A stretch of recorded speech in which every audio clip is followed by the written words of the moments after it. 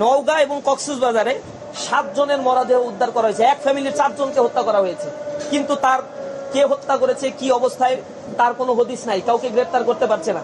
জনমনে আতঙ্ক সৃষ্টি হয়েছে, রাতের বেলায় কেউ বের হতে পারছে না। এখন তেল নিয়ে প্রতিবাদ করলে তাকে গ্রেফতার করা হয়, ফেসবুকে লিখলে তাকে প্রতিবাদ করা গ্রেফতার করা হচ্ছে। এরপরে হাজী তানির বিজ্ঞান প্রযুক্তি বিশ্ববিদ্যালয়ে স্ক্রিনশটকে কেন্দ্র করে ছাত্র দলের 2 গ্রুপে ক্যাম্পাসকে উত্তপ্ত করেছে, ক্যাম্পাসে মারামারি সংগঠিত হয়েছে। এরপরে এর আগেও আমরা দেখেছি, বিশেষ করে তেজগাঁ কলেজে যে ঘটনা ঘটেছে, ঢাকা পলিটেকনিকে হামলার ঘটনা ঘটেছে, নরসিংদী পলিটেকনিকে কিছুদিন আগে আমাদের প্রদর্শনী ছিল, সেই প্রদর্শনীকে কেন্দ্র করে ছাত্র দল কোনো কারণ ছাড়াই হামলা করছে।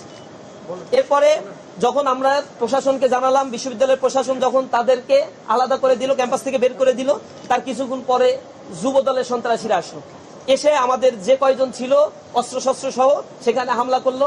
আমাদের ভাইয়েরা প্রতিবাদ মিছিল করেছে, প্রতিবাদ জানিয়েছি, প্রশাসনকে আমরা দৃষ্টি আকর্ষণ করেছি, কিন্তু কাউকে সেখানে গ্রেফতার করা হয়নি। কুড়িগ্রাম পলিটেকনিকে হামলা করা হয়েছে, বিনা কারণে সেখানে উত্তপ্ত পরিবেশ সৃষ্টি করা হয়েছে। শেরপুরে হামলার ঘটনা ঘটেছে, একের পর এক ক্যাম্পাসগুলোতে হামলার ঘটনা ঘটেছে। ঢাকা বিশ্ববিদ্যালয়ে আপনারা দেখেছেন, তারা সেই গণরুম গেস্ট রুমকে আবার ফেরত নিয়ে আসার জন্য 36 জন অছাত্র, যাদের ছেলে মেয়ে ইতিমধ্যে হয়ে গিয়েছে এবং ছেলে মেয়ের বিয়ের বয়স হয়ে গিয়েছে, তাদেরকে বিশেষ বিবেচনায় হলে সিট দিচ্ছে, অথচ ফার্স্ট ইয়ারের ছাত্ররা সিট পাচ্ছে না। এটা নিয়ে প্রতিবাদ করতে গিয়েছি, ফেসবুকে তাদের যে বট বাহিনী, এই বট বাহিনী হামলে পড়ছে। ছাত্রলীগের পুনর্বাসন যেভাবে করা হতো একই স্টাইলে হলগুলোতে এই মুরব্বীদেরকে নিয়ে আসা হয়েছে, এবং যাদেরকে সিট দেওয়া হয়েছে 36 জনের অধিকাংশের অবস্থা হচ্ছে এমন যে এখন বর্তমানে প্রভোস্ট বা হলের দায়িত্বে যারা রয়েছে শিক্ষকরা, তাদের সাথে বয়স বেশি এদের।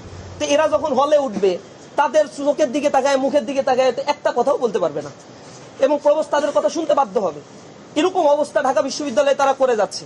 একের পর এক এই দখল বাণিজ্য, দখলদারি, চাঁদাবাজি, টেন্ডারবাজি করছে। ইসলামী ছাত্র শিবির বলছে 5 আগস্টের পরে ক্যাম্পাস হবে শিক্ষার্থীদের জন্য, তারা এটা মানবে না। আমরা বারবার বলছি ক্যাম্পাস শান্ত রাখতে হবে। শিক্ষার্থীরা দীর্ঘদিন পরে ক্যাম্পাসে ফিরেছে, সকল ছাত্র সংগঠনগুলো ক্যাম্পাসে তাদের অধিকার প্রয়োগ করছে, কিন্তু আশ্চর্যের বিষয় ক্যাম্পাসে একটার পর একটা পায়ে পাড়া দিয়ে ঝগড়া করার যে প্রবণতাগুলো ছাত্র দলের মধ্যে আমরা দেখছি। শিক্ষার্থীরা তাদের মিছিলে যায় না, দেখবেন এখন মিছিল করলে লোক হচ্ছে না, এটা তাদের মর্মপীড়ার কারণ। কেন শিক্ষার্থীরা তাদের মিছিলে যাচ্ছে না, গণরুম গেস্ট রুম করতে পারছে না, তাদেরকে জোরপূর্বক নিয়ে যেতে পারছে না? এবং আমার কাছে কিছু ইনফরমেশন রয়েছে, তাদের যে সংগঠন মেইন দল যেটা বিএমপি ছাত্র সংগঠন, তো এই মেইন দলের পক্ষ থেকে বলা হচ্ছে ক্যাম্পাসগুলোতে উত্তপ্ত করতে। এর কারণ হচ্ছে রাষ্ট্র পরিচালনায় ব্যর্থতার পরিচয় দিচ্ছে, জনগণ ফুঁসে উঠছে, যে কোনো সময় রাস্তায় নেমে যেতে পারে এবং আরো একটা বড় ধরনের বিদ্রোহ তৈরি হতে পারে বাংলাদেশে। এই বিদ্রোহ যাতে না হয়, এজন্য মিডিয়ার দৃষ্টি অন্যদিকে ঘোরানোর জন্য তারা ইতিমধ্যেই ক্যাম্পাসগুলোতে উত্তপ্ত করে 2 গ্রুপের সংঘর্ষ, এই নিউজগুলো মিডিয়ায় প্রকাশ হবে, আর এদিকে তাদের যে অপরাধগুলো, তারা যে সিন্ডিকেট বাণিজ্যগুলো করছে, ব্যাংকগুলো তারা দখল করে রাখছে, জনগণের জামানতগুলো তারা দিতে পারছে না, ক্যাপিটাল মার্কেটের অবস্থা খারাপ, স্টক মার্কেটের অবস্থা খারাপ, বেকারত্বের সংখ্যা দিন দিন বেড়ে যাচ্ছে, দ্রব্যমূল্যের ঊর্ধ্বগতিতে জনজীবন নাকাল হয়ে পড়েছে। একের পর এক গণবিরোধী আইন তারা বাস্তবায়ন করছে পার্লামেন্টে। যে অধ্যাদেশগুলো দেওয়া হয়েছিল তার মধ্যে দেখেছেন 20টা অধ্যাদেশ ইতিমধ্যে তারা সেটাকে ল্যাপস করে দিয়েছে।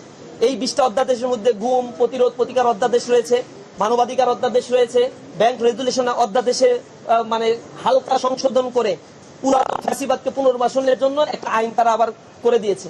গণভোটের রায় বাস্তবায়নের ক্ষেত্রে গড়িমসি দেখছি এখন পর্যন্ত।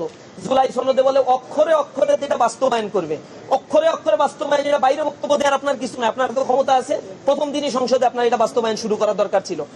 দৈনিক আজকের বাংলা .net